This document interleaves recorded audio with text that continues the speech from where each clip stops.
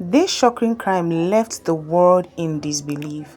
A young teenage boy had just murdered his own mother and then shared her lifeless body on Snapchat for the entire world to see. Where they were living was a very quiet neighborhood, and this teenager committed an unbelievable act that would forever alter the lives of his family, his friends, and everyone who had learned of this crime. In this shocking true crime story, we explore the event leading to the brutal murder of a mother by her own son and a disturbing Snapchat post that shocked the entire world. Inside their small home, the mother was preparing dinner for the both of them to eat, not knowing of the terror that was about to unfold in her own home. The boy was only 16 years old. He sat in the living room. He had always seemed like a typical teenager, quiet sometimes, outspoken other times, so no one ever suspected what was brewing beneath her mind. The house was a very small and quiet home. He and his mother lived in this home. The mother have tried everything to give him the best life she can offer. A simple two-story building was their home. Neighbors greeted each other in this environment with smiles as they come and they go. There was no reason to think that tonight, that very night, would be any different. But the night was exactly different. The night would be the end of everything they knew. Inside, the tension had been building for weeks, but it wasn't something anyone could see. Not his friends, not his teachers, not even his own mother, who has raised him and loved him despite everything. In the span of a few minutes, everything changed. It was a very sudden incident, very unpredictable, a moment of violence that no one could ever imagine. The boy, with a coldness that shocked even himself, grabbed a weapon, a knife, very sharp one, and steady in his hands. In a flurry of rage and confusion, he struck his own mother. His mother's scream echoes, but no one could hear to come rescue her. No one could come to help her out. No one knew until it was too late. When the silence fell, the boy stood over her lifeless body. A feeling of cold emptiness washed him over. He had taken the life of the one woman who had given him everything, and yet he felt nothing for her. It was over at that time. The act had already been committed, and in that moment, something shifted inside of him. He could not go back. He could not undo what he had done, but he wasn't done yet. He had something else to do, something that would send shockwaves across the entire world. You know what this boy did? He pulled out his phone, scrolled to Snapchat, and without a second thought, he posted the image, a photo of his own mother's dead body. The image sent across the internet. He sent it to his friends, strangers, and the entire world. He didn't care who saw it. He didn't care what would happen next. All he wanted was for everyone to see it, to know what he has done. The message here was very simple to him. The world will know that he had killed his own mother, and there will be nothing and no hiding from it. In the days that followed, the photo spread across the internet like wildfire. People couldn't look away from the incident. They couldn't believe what they were seeing online. How could someone do something so horrific to his own mother? How could a son kill his own mother and share it for the entire world to see? But the boy didn't stop. He didn't try to even hide. He simply waited for whatever was coming to come meet him. It wasn't long before the police arrived at his door. They didn't need to ask questions. They didn't need to search for clues. The evidence was right in front of them. The boy's own words had sealed his fate. And yet, despite the horror of his actions, he showed no remorse at all, no fear, no sign that he understood the gravity of what he has done. When the police arrived quietly, they didn't need to force their way in. The door was actually opened by the boy. When they stepped onto the front porch, a faint smell of cooking still lingered in the air, showing that the mother was actually cooking. But there was no warmth in the house, only cold silence. Inside, they found the boy sitting on the couch, his phone still in his hands, the images he has posted to Snapchat still visible on the screen. The officers didn't ask questions, at least not yet. They didn't need to even. It was very clear what had happened. And the boy looked up at them. His eyes were vacant, with no sort of emotions, no fear, nothing at all. The mother was in the kitchen, lying on the floor, with blood pooled around her. The sight was something the officers had seen before, but it never got easier. At least not with the blood, not with the coldness that lingered in the air. They approached the boy slowly. One officer knelt in front of the boy and asked him gently, "Are you okay?" She asked, and the boy didn't even answer her. He simply stared straight ahead. They didn't handcuff the boy immediately. They didn't need to, even. There was no resistance from him, no struggles from him. He didn't fight back, neither did he run. So the officers called for backup. They called for the coroner. They began the process of securing the scene, taking photographs, collecting evidence, but nothing could prepare them for the stories that was about to unfold. The boy was still sitting on the couch when they asked him what had happened. His response was very simple. "I did it."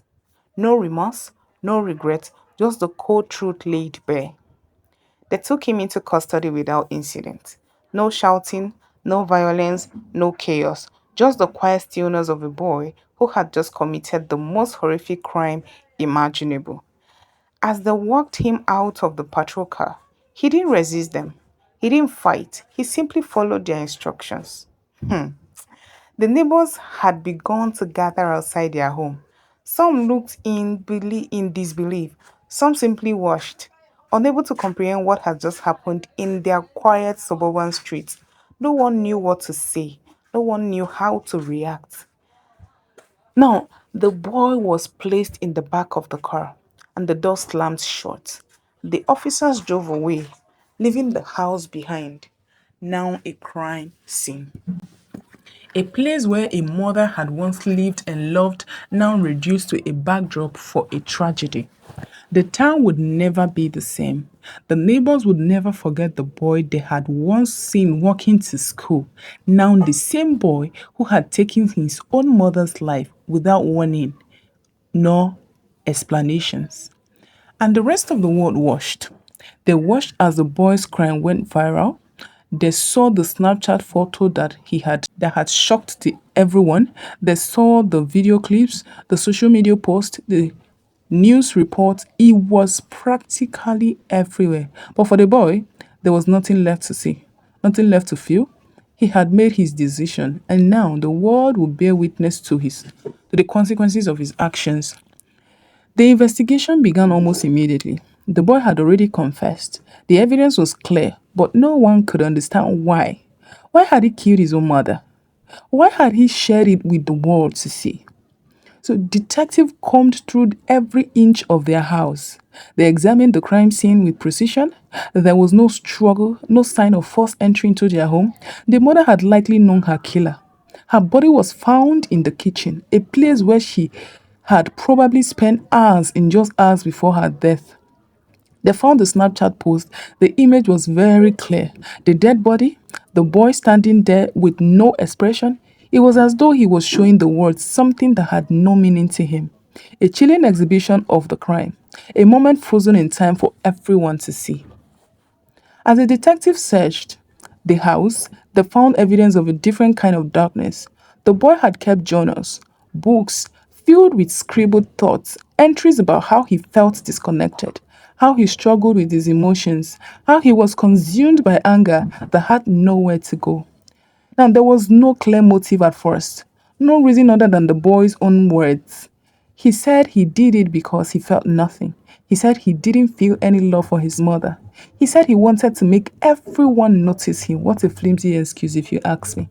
The more they dug into his past, the more they uncovered school records, police reports, a history of violent outbursts, a young boy who had never learned how to process his anger, a boy who had been neglected in ways no one could see.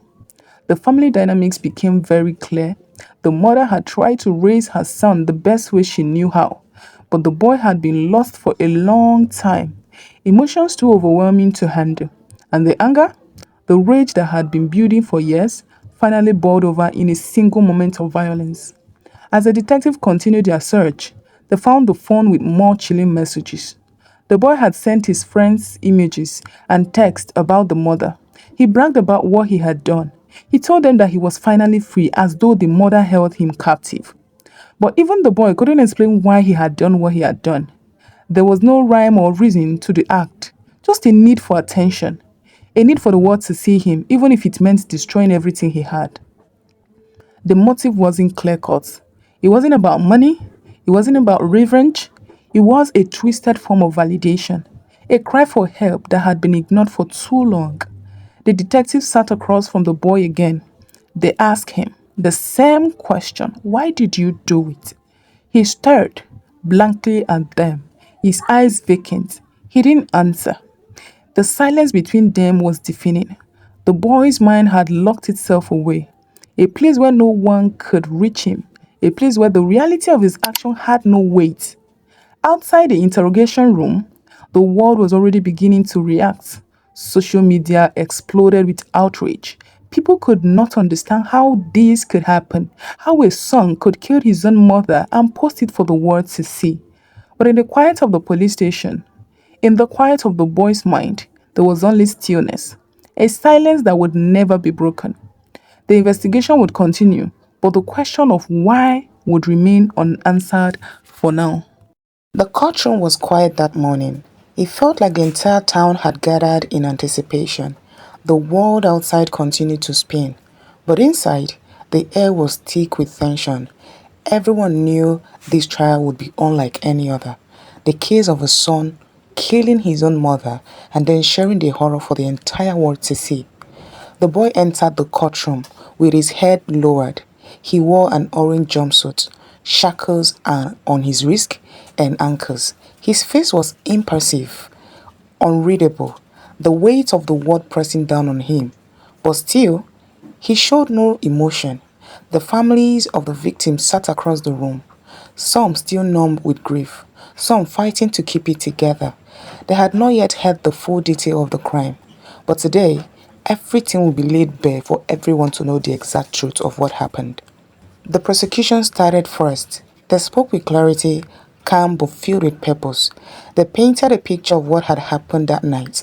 They spoke of the boy's confession, of the chilling Snapchat post that had gone viral. They told the jury about the evidence found in the house, the mother's body, the boy's words, cold and detached. They described the motive that had slowly come into focus, the anger, the neglect, the deep-seated rage that had been building inside of him for many years. A young boy, lost and confused, and the mother who could no longer reach him. The defense, when it was their turn, was more cautious. They did not deny the boy's action. They did not deny the murder. What they did was attempt to explain it. They spoke of mental illness, of a troubled childhood, of a mind that had been broken long before the boy had taken the knife in his hands. They argued that the boy had not fully understood what he had done, that his mind was too clouded with rage to make rational decisions, that he was not fully responsible for his actions. But no matter how they framed it, no matter how they tried to lessen the impact of the crime, the truth remained the same. He had killed his mother, and he had shared it with the world to see. The court listened in silence as the defense made its case, but there was no escaping the horror of the truth. The boy had murdered his own mother, and nothing could change that fact. Outside the courtroom, the public began to react. People had seen the Snapchat post. People had heard the news. The boy had become a symbol of everything wrong with the world of today, a symbol of the darkness that lurks behind the screens, of the dangers of social media, and a symbol of the way the internet can amplify the worst in people in our days. But inside the courtroom, the focus remained on the boy's faith.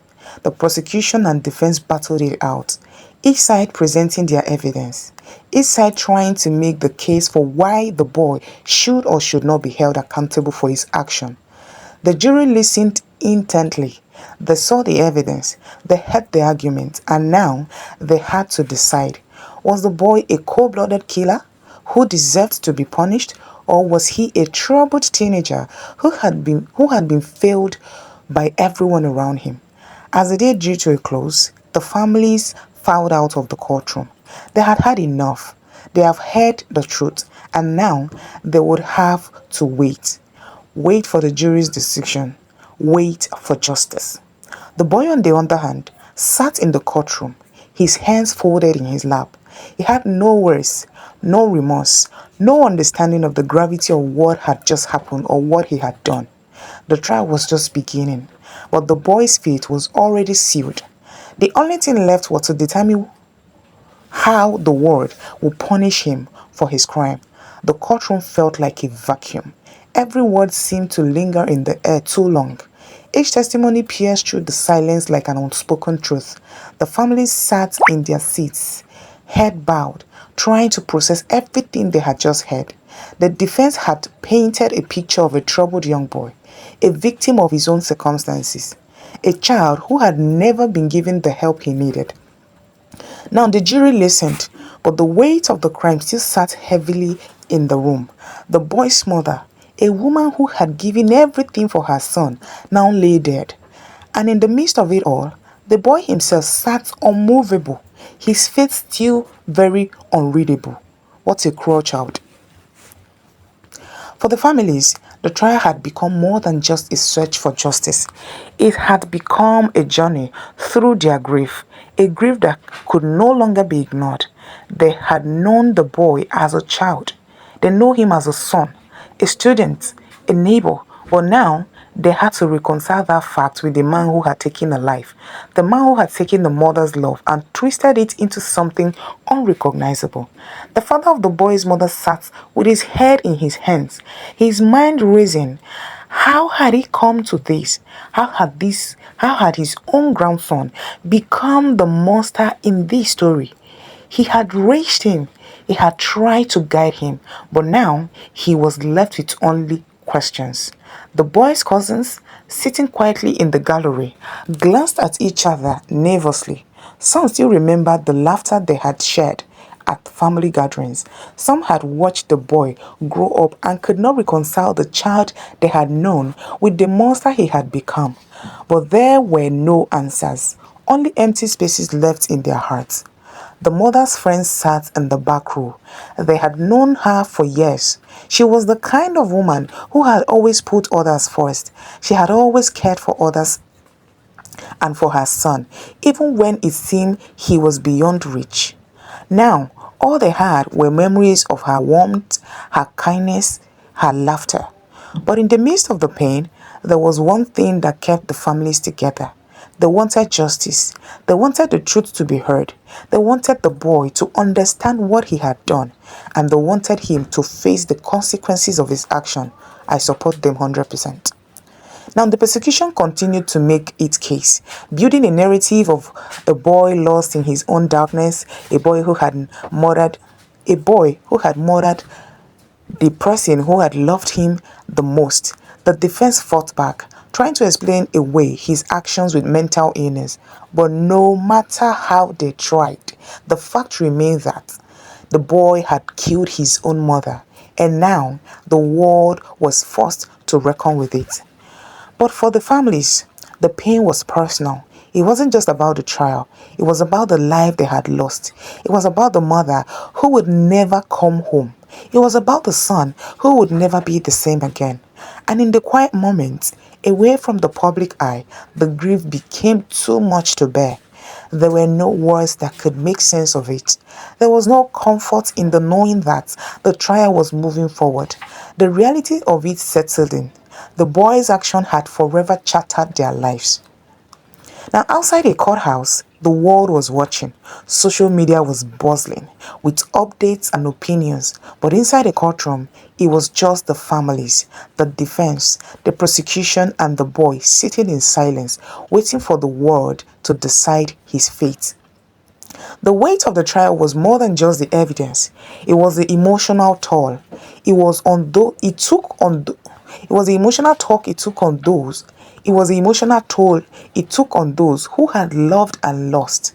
The pain that could never be measured in words. The silence that spoke louder than any confession. The day of the verdict arrived, like a storm on the horizon. The courtroom felt different, heavy with expectations. Each seat was filled with people who had spent months watching, waiting, wondering what would the jury decide. The family had sat through every moment of the trial, each word from the prosecution, each argument from the defense. They had heard it all, they had felt it all, and now they waited for the moment that would change everything forever.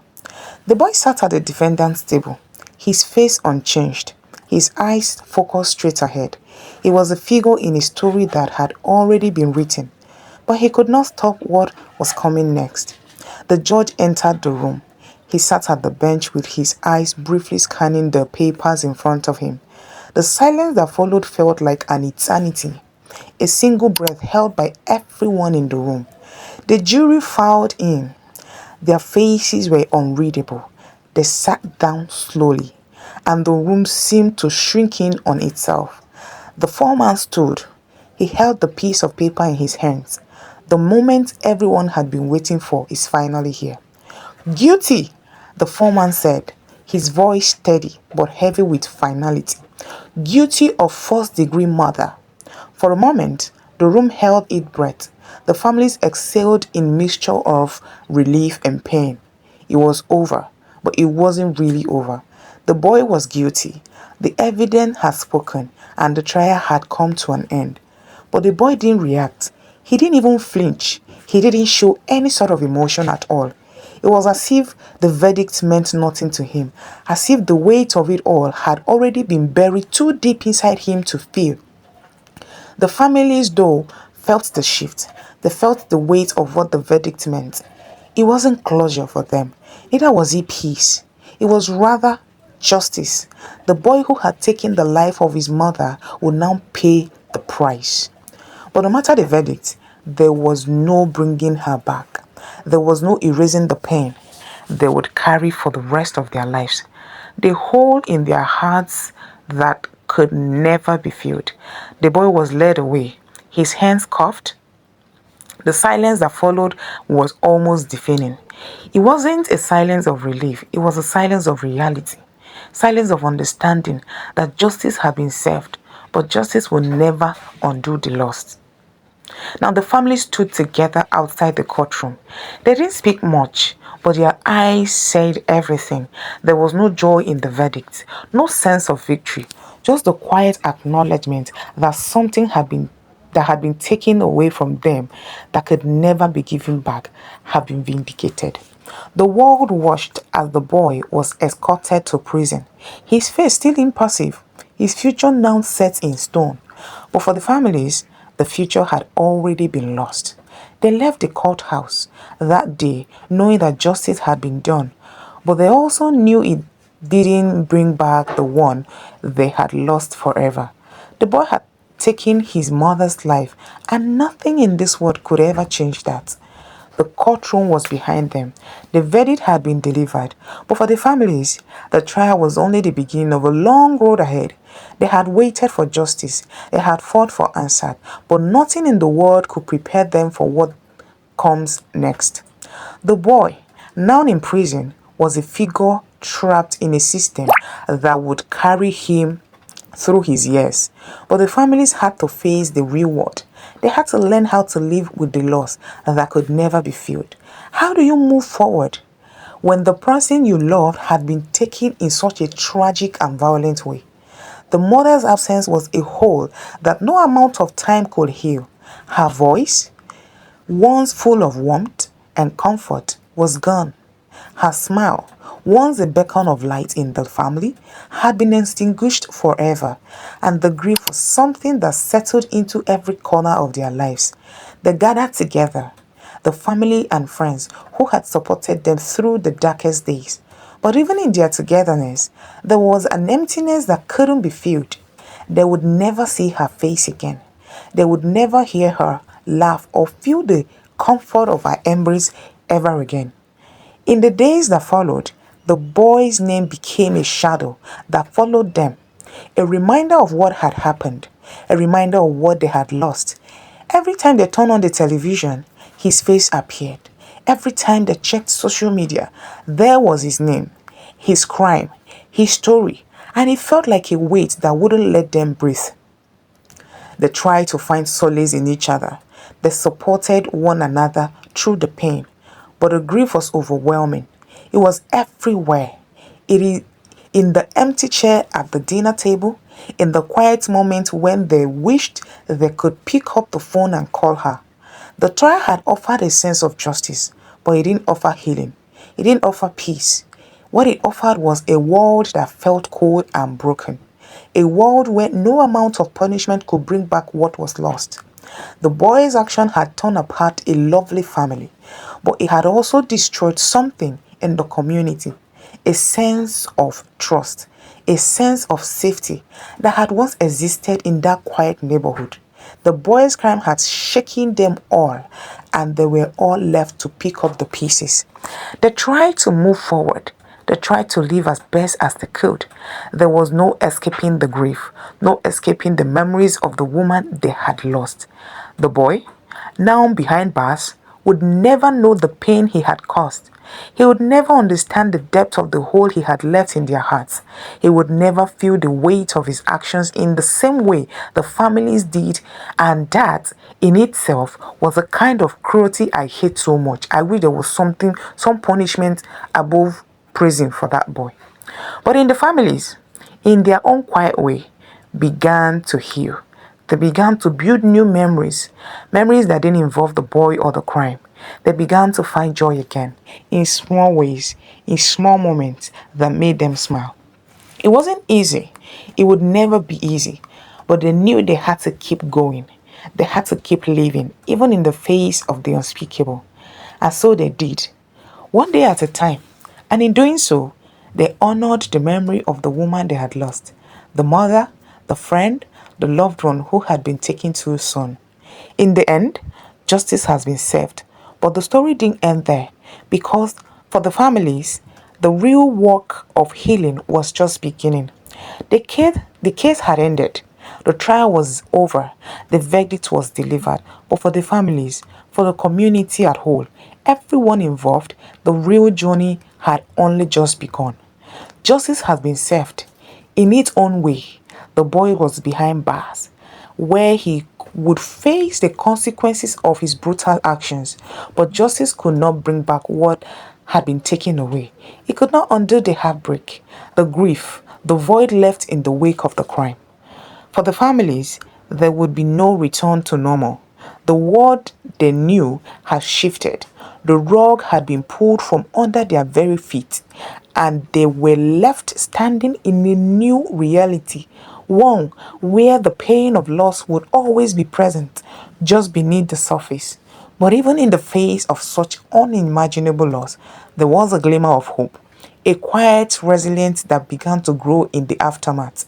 The families came together, they supported each other, they shared memories, they held on to the love that their loved one had left behind. They began to heal, slowly. But it was not as easy journey. It was not an easy journey. But it was not an easy journey. The pain of what had happened would never fully go away, but they knew they had to keep moving forward for their own sake and for the sake of the memory they wanted to preserve. And as the years passed, the story of the boy who had murdered his mother would fade into history. The world would move on to new tragedies. New stories would emerge.